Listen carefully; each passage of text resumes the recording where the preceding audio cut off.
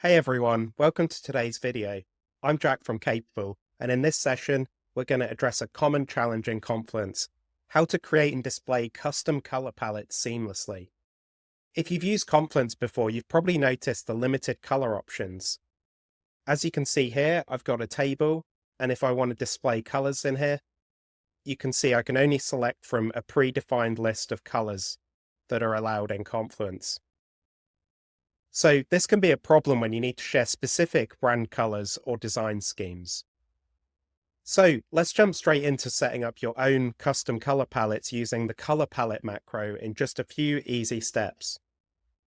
So if we go back to our page here, I'm going to remove this table and I'm simply going to type /color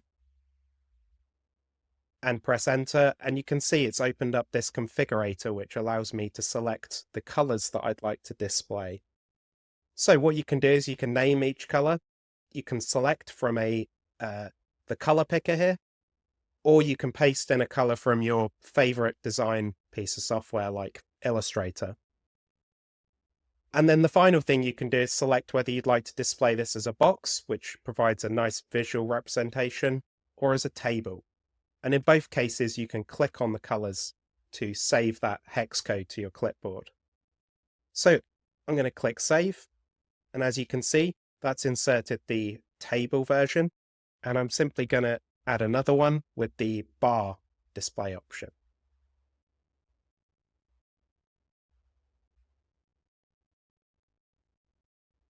And click Update.